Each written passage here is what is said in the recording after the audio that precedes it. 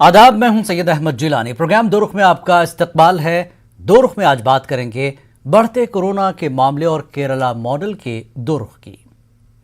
नाज़रीन, केरला में corona cases बढ़ने पर सुप्रीम कोर्ट ने कहा कि केरला में मौजूद कोरोना के बढ़ते मामलात में बकरीद पर छूट ठीक नहीं है और साथ ही कहा कि ताजिरों के दबाव में झुकना बुरे हालात पैदा कर सकता है। और वजारत सेहत और ख़ानदानी बहबूद ने निशानदही की है कि रियासत केरला में अब मुल्क में मौजूद कोविड के तमाम नए मामलात में से 50% हैं। वजारत ने गुज़श्ता 4 हफ्तों में केरला से रिपोर्ट होने वाले नए केसों के बढ़ते ग्राफ पर भी तशवीश का इजहार किया, जिसके पेश नज़र केरल में 31 जुलाई और 1 अगस्त को मुकम्मल लॉकडाउन का फैसला किया गया। लेकिन बीजेपी ने गुज़श्ता रोज़ इल्ज़ाम लगाया था कि बकरीद के त्यौहार में राहत देने से ही केरल में कोरोना के केस बढ़े हैं। हालांकि इन 2 महीनों में मुख्तलिफ मज़ाहिब के त्यौहार हुए हैं और मुख्तलिफ रियासतों में राहत भी दी गई और कोरोना ज़ाब्तों के खिलाफ वर्जी भी होती दिखाई दी। इसके बावजूद किसी एक तबके के त्यौहार पर चोट करना कहां तक ठीक है? आपको बता दें कि इस वक्त हमारे साथ 2 मेहमान जुड़ेंगे दो रुख में। N Ramchandra Rao ex MLC हैं, जो कि बीजेपी के एक्सपोज पर्सन हैं, और नौशाद मोमिन हैं CPI लीडर के। आप दोनों का इस्तकबाल है। जी, नौशाद मोमिन, जिस तरह से ये बात की जा रही है कि केरला का जो मामला है इसको एक नया रंग देने की कोशिश की जा रही, किस कदर आप इसको मानते हैं कि वाकई त्यौहार से ये सारे मामले बढ़ते हैं?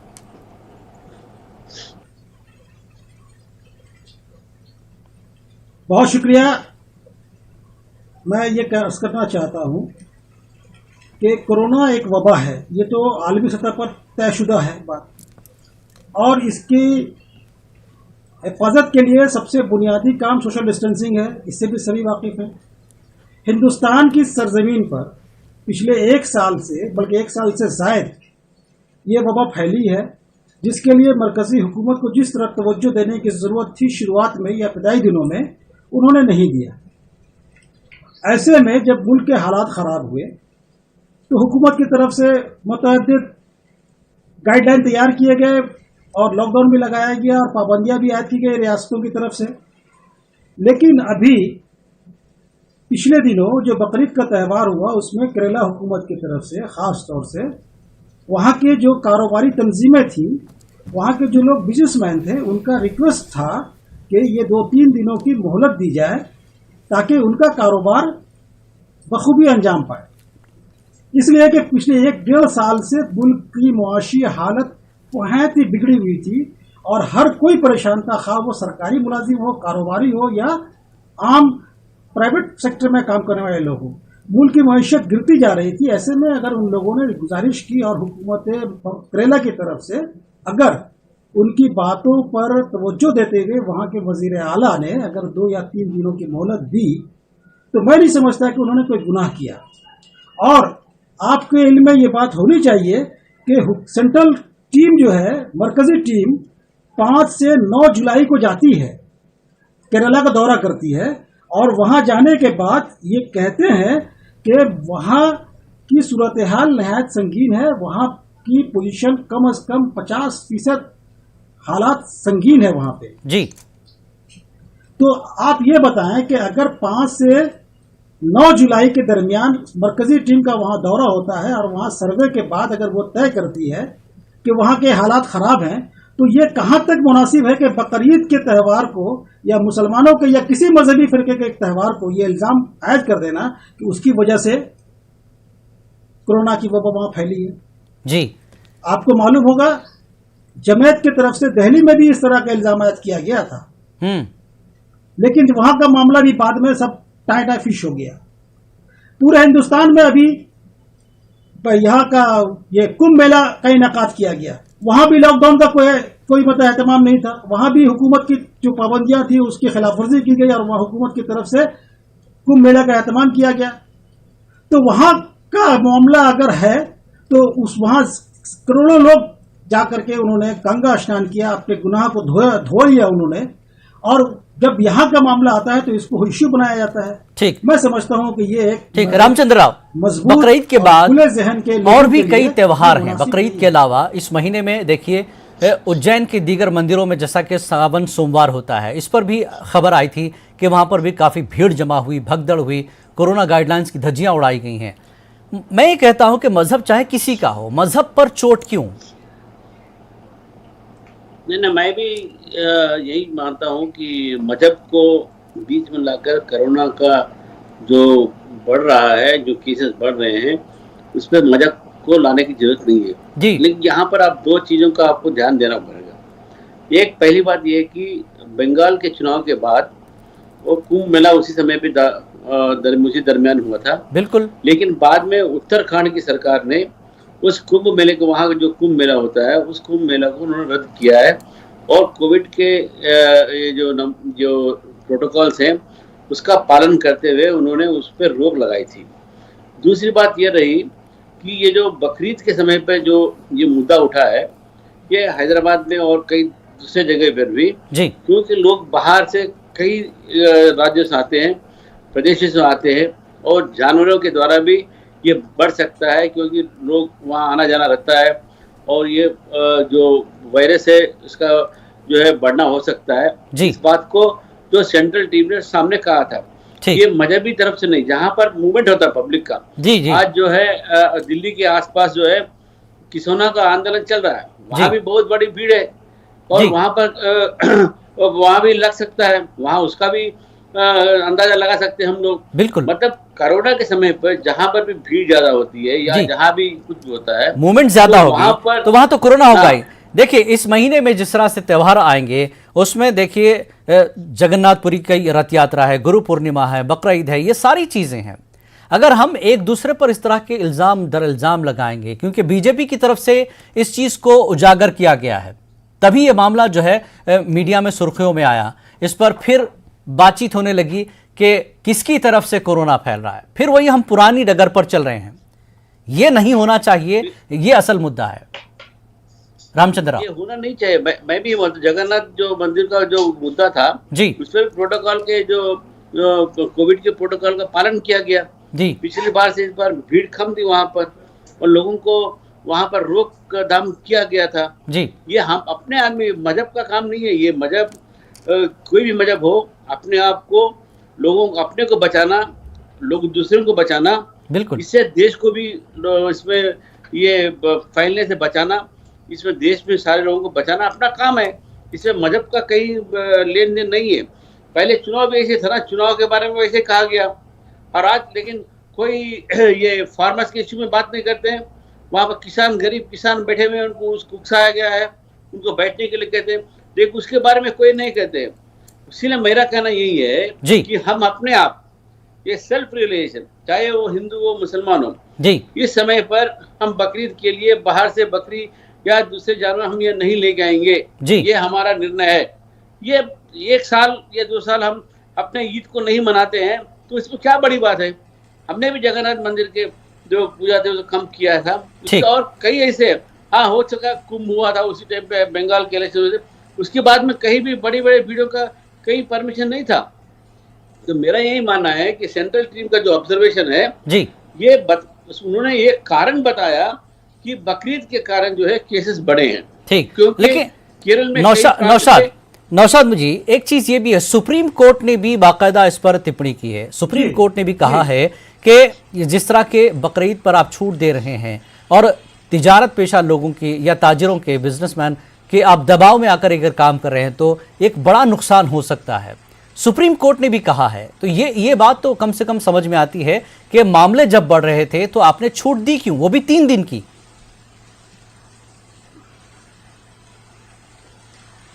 ठीक है, ये आपका, देखिए सुप्रीम कोर्ट सबसे बड़ी अदालत है मुल्क जी, उसका कहना जो भी है वो वाजिब है, मैं इससे इनकार नहीं करता। लेकिन सवाल यह है कि सुप्रीम कोर्ट में गया कौन? सुप्रीम कोर्ट में किसी ने पिटीशन दिया, इंटेंशनली पिटीशन दिया।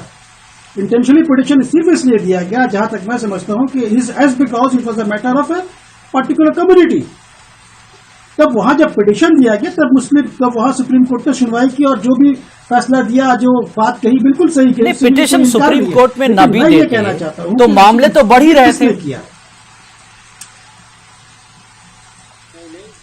मामले तो बहुत, देखिए मामला जो भी है, मेरे पास एक डाटा है 14 जून से लेके 6 जुलाई तक का सर्वे हुआ है जी। 14 जून से लेके 6 जुलाई की सर्वे हुई है ICMR की तरफ से जी, Indian council of medical research की तरफ से।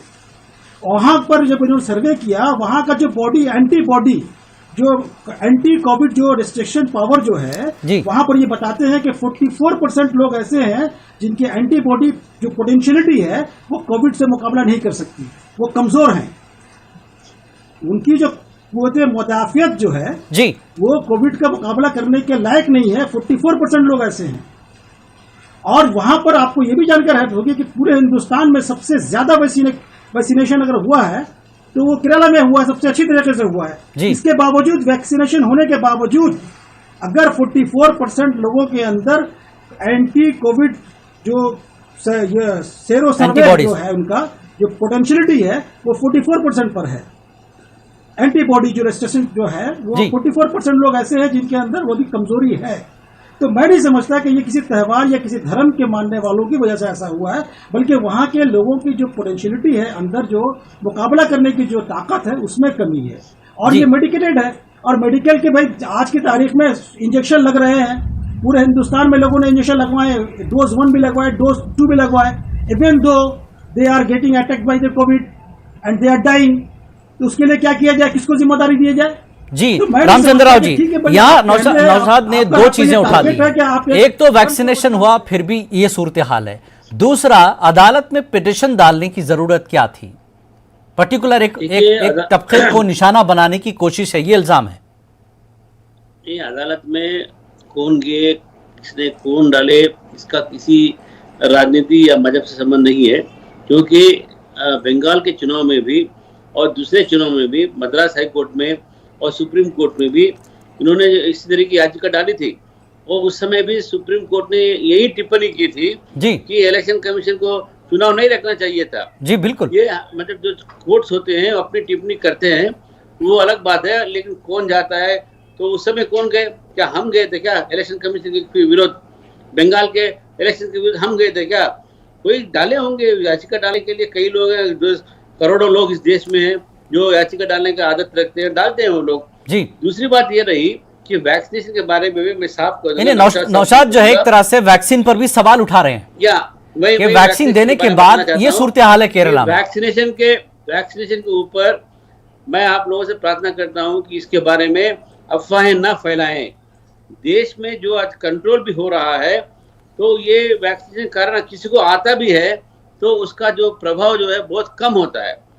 आपको सारे जो ICMR का जो आपने रिपोर्ट पढ़ा, मुझे उसके बारे में यह जानकारी नहीं है, लेकिन ICMR का रिपोर्ट भी यही कहता है कि जिन्होंने वैक्सीनेशन लिया है, अगर उसको कोरोना भी आता भी हो तो इतना ये उसकी तीव्रता जो है कम होती है जी। और जो 2 वैक्सीनेशन लेते हैं उनको कोरोना आने की संभावना कम है। अगर आता भी है तो उससे गुजर जाता है, जल्दी ठीक हो जाते हैं। ये मैंने भी देखा है, कई लोगों को वैक्सीनेशन के बाद उनको आया है कोविड, लेकिन उनका जो सुधार हुआ है, जो उनका रिकवरी रेट है बहुत ज्यादा है और बहुत जल्दी वो तंदुरुस्त बन गए और अपना काम कर रहे हैं। वैक्सीनेशन लेना जरूरी है, पूरे देश में नहीं, पूरे संसार में आज विश्व में पूरे वैक्सीनेशन की बात कर रहे हैं।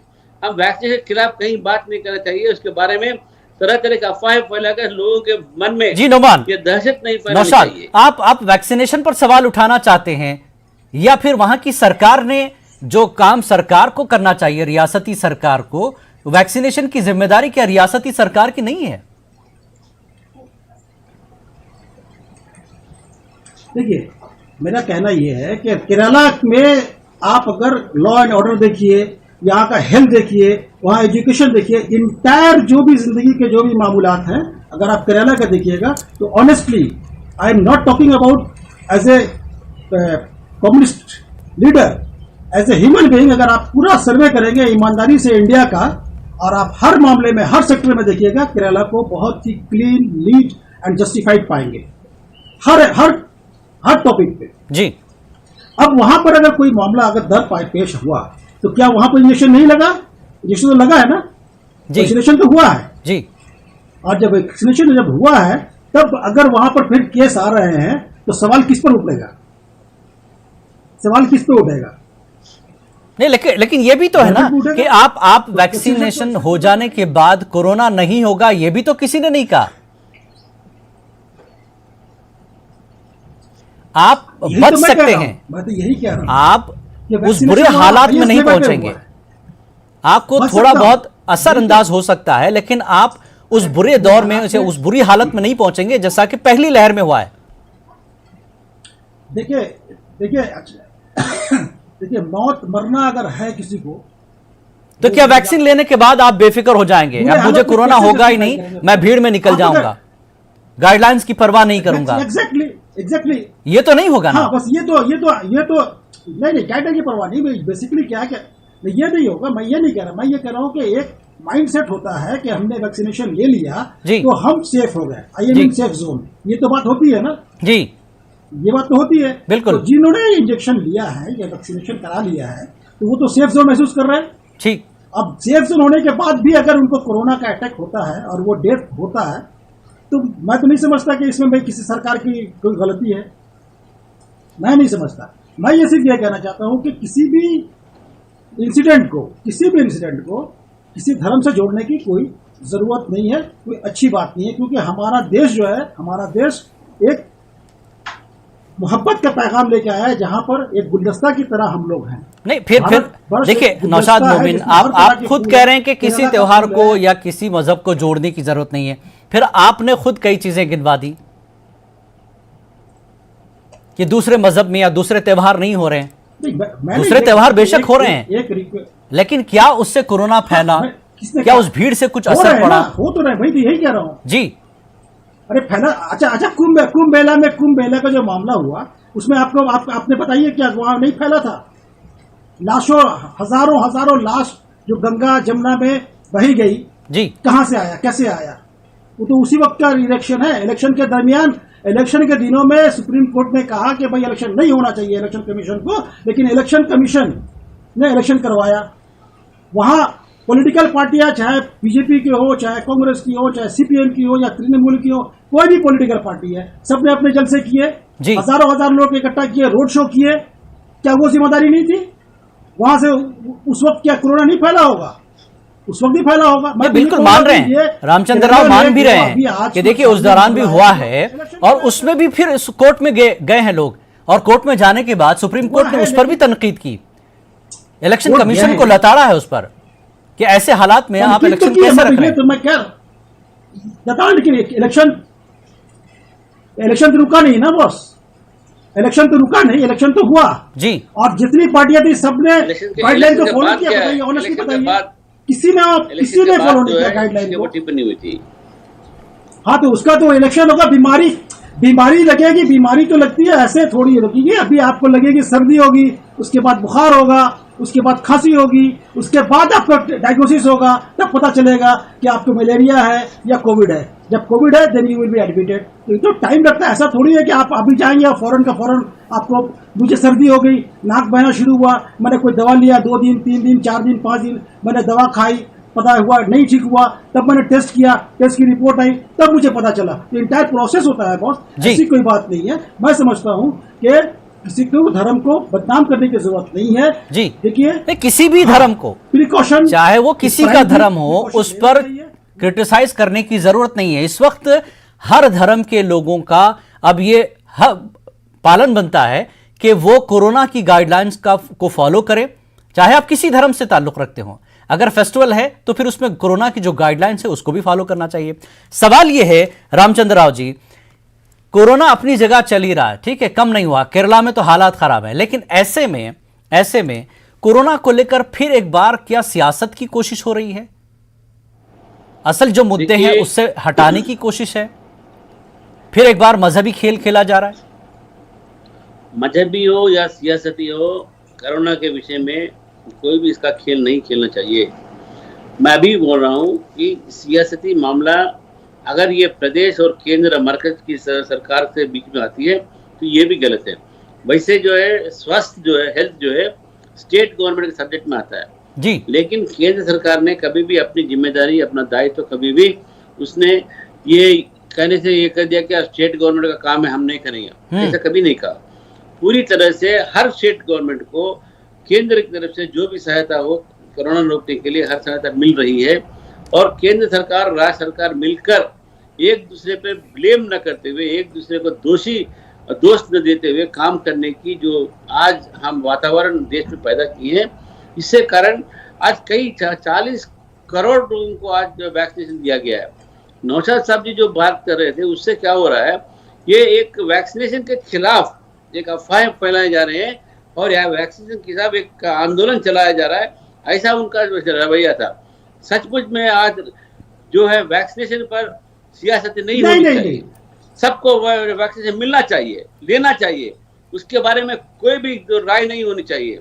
हाँ, ये बात अलग है कि वैक्सीनेशन लेने के बाद उसको कोरोना नहीं आएगा, किसी ने नहीं कहा। अभी भी हो रहा है कि आप वैक्सीनेशन लेने के बाद भी सरकार, ICMR, WHO यही कह रही है, आप वैक्सीनेशन लेते हैं फिर भी आप मास्क लगाइए, सामाजिक दूरी बनाइए, ये बात हर लोग कहते हैं। और वैक्सीनेशन जो है ये एंटीबॉडी डेवलप होने के बाद एक अपना एक छोटा सा एक प्रयत्न है कि इस कोरोना से लड़ने के लिए। ये लड़ाई खत्म नहीं हुई है, अभी थर्ड वेव भी है, हमको बिल्कुल और आगे जाना है, इससे लड़ना है सबको मिलकर। नौशाद जी मजाक कहाँ से आ गया? तीसरी लहर का खदशा है, केरला के ऐसे हालात हैं, ऐसे में फिर सियासत क्यों? क्या इसको फिर कुछ और रुख देने की कोशिश की जा रही है इस पूरे मामले को? क्या लगता है आपको? देखिए, मुझे तो लगता है कि ये मरकजी हुकूमत की तरफ से बाकायदा एक प्री प्लान साजिश है, क्योंकि अभी आपको याद होना चाहिए कि बहुत जल्द ही उत्तर प्रदेश में इलेक्शन होने वाला है। उत्तर प्रदेश में जो इलेक्शन होने वाला है वहाँ भारतीय जनता पार्टी की ताकत पूरी स्टेक पर लगी हुई है। अगर वो वहाँ पर इलेक्शन हारते हैं तो उनके लिए बहुत बड़ा एक प्रॉब्लम हो जाएगा 2024 का इलेक्शन। और दूसरी तरफ अपोजिशन पार्टियां जो है वो अपने आप को मुतहद कर रही हैं, इकट्ठा कर एकजुट कर रही हैं कि 2024 का इलेक्शन कैसे लड़ा जाए। तो 2022 में जो इलेक्शन होने वाला है पंजाब में और आपके उत्तर प्रदेश में, मैं समझता हूं कि उसके लिए अभी से माहौल तैयार किया जा रहा है, जिस तरह आज से 1 साल पहले जमीयत के हवाले से तैयार किया गया था मामला। नौशाद साहब, केरला के बढ़ते केसेस का उत्तर प्रदेश के इलेक्शन से क्या लेना देना? हार और जीत का केरला के कोरोना केसेस से क्या लेना देना? ये आप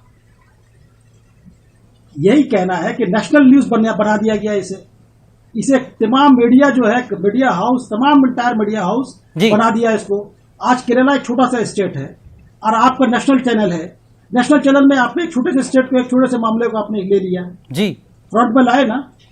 बिल्कुल। तो जाहिर है कि जब ये मामला, जब कोई इश्यू होता है तो वो इश्यू का नेचर क्या होता है, उस इश्यू का नेचर रामचंद्र राव जी, बहुत हाइप किया जाए, केरला को एक पॉलिटिकल इश्यू बनाया जा रहा है सरकार अपनी नाकामियों को छुपाने के लिए, ये इल्जाम है नौशाद जी का। केरला को हम कोई मुद्दा नहीं बना रहे। केरल ने तो पहले में बहुत ढींग मारी थी कि हमने कोरोना को बहुत अच्छी कंट्रोल किए, लेकिन सेकेंड फेज में क्या हुआ, वहां कोई इतना बढ़ता गया कि देश में सबसे ज्यादा केसेस केरला से निकले।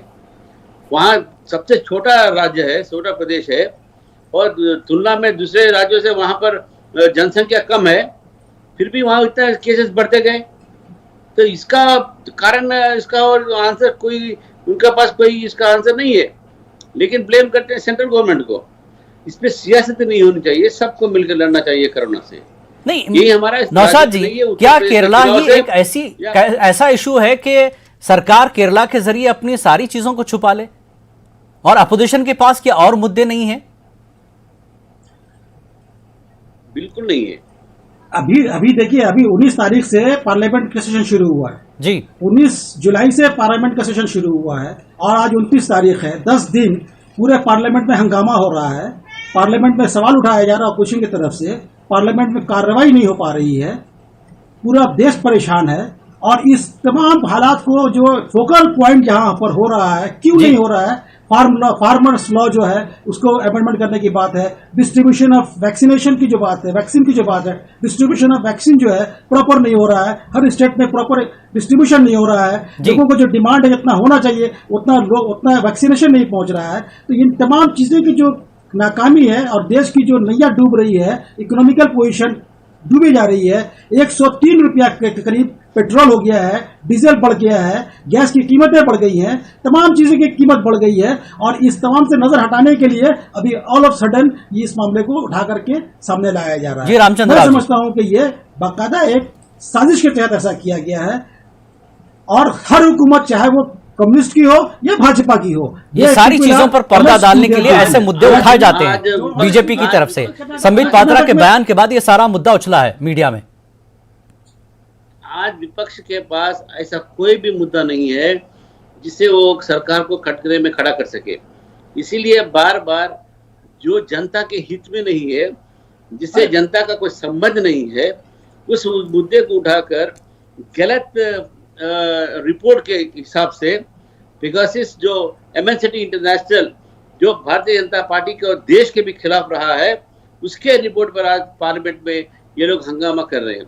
और कोरोना के विषय पर बात कीजिए, हम बात करने के तैयार हैं, लेकिन ये लोग जो है डाइवर्ट कर रहे हैं विपक्ष के लोग कि ताकि इस पर चर्चा ना हो सके। चर्चा होने पर नरेंद्र मोदी जी की सरकार ने इस कोरोना के समय में विश्व में सारे देश से तुलना में सबसे अच्छा काम किया, सबसे लोगों को बचाया है। ये सब बाहर सामने आएंगी बात, इसलिए चर्चा नहीं होना चाहते हैं। इसीलिए ये पेगासस को लेकर आज पार्लियामेंट को स्थगित करते हैं। ये लोग बात करने के लिए विचार विमर्श के लिए हम तैयार हैं, चर्चा के लिए हम तैयार हैं। ठीक है, क्यों तैयार नहीं? बहरहाल कोरोना का जो मामला है, जैसा कि रामचंद्र राव भी यहां मानते हैं कि मजहब को बीच में न ला जाए। सियासत अपनी जगह तय है, सियासी मुद्दों पर बहस हो, लेकिन कोरोना किसी का मजहब, किसी का त्योहार नहीं देखता है। वो सिर्फ भीड़ को देखता है, जो मिल जाए उसको पकड़ेगा जरूर। और ये नहीं कि वैक्सीन लेने के बाद कोरोना नहीं होगा, यह भी बड़ी गलतफहमी है। लेकिन आज भी केरला में केसेस आ रहे हैं, और अगर कहीं केसेस बढ़ते हैं तो वहां पर गाइडलाइंस फॉलो करना बेहद जरूरी है। दो रुख में आप दोनों मेहमानों का बेहद शुक्रिया बात करने के लिए। दो रुख में फिलहाल इतना ही। आदाब।